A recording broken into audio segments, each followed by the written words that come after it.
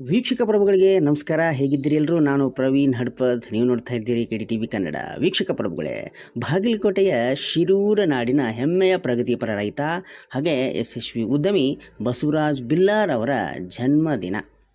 ನಮಸ್ಕಾರ ಬಂಧುಗಳೇ.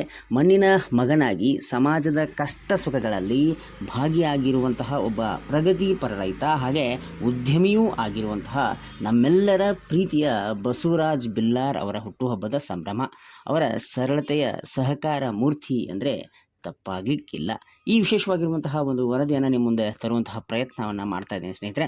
ಊರಿನ ಯುವಕರೆಲ್ಲರೂ ಒಂದಾಗ್ತಾರೆ, ಕೆಲವೊಂದಿಷ್ಟು ಡಿಸ್ಕಷನ್ಗಳನ್ನು ಮಾಡ್ತಾರೆ.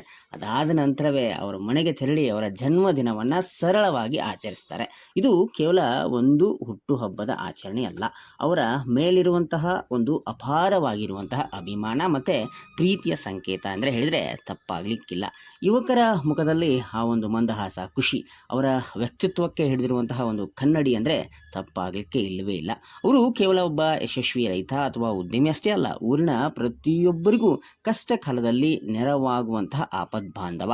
ಬಡವರ ಕಣ್ಣೀರು ಒರೆಸುವಲ್ಲಿ, ಸಮಾಜದ ಏಳಿಗೆಗಾಗಿ ದುಡಿಯುವಲ್ಲಿ ಅವರು ಯಾವಾಗಲೂ ಮುಂದಿರ್ತಾರೆ. ಅವರ ಈ ಸಮಾಜಮುಖಿ ಚಿಂತನೆ ಮತ್ತು ನಿಸ್ವಾರ್ಥ ಸೇವೆ ಇಂದಿನ ಯುವಕರಿಗೆ ದೊಡ್ಡ ಸ್ಫೂರ್ತಿ.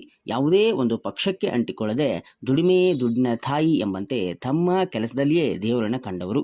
ಊರಿನ ಯುವಕರಿಗೆ ಇವರನ್ನ ಕಂಡರೆ ಎಲ್ಲಿಲ್ಲದ ಪ್ರೀತಿ, ಅಭಿಮಾನ. ರಾತ್ರಿ ಸುಮಾರು 9 ಗಂಟೆಗೆ ಯುವಕರೆಲ್ಲರೂ ಇವರ ಮನೆಗೆ ಹೋಗಿ ಕೇಕ್ ಕಟ್ ಮಾಡಿಸುವ ಮೂಲಕ ಹುಟ್ಟುಹಬ್ಬ ಶುಭಾಶಯಗಳನ್ನು ತಿಳಿಸ್ತಾರೆ.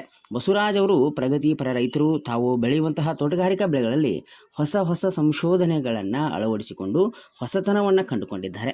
ಅನೇಕ ಯುವಕರಿಗೆ ಮಾರ್ಗದರ್ಶನ ಮಾಡುವ ಮೂಲಕ ಅನೇಕರ ಕಷ್ಟಗಳಿಗೆ ನೆರವಾಗಿದ್ದಾರೆ.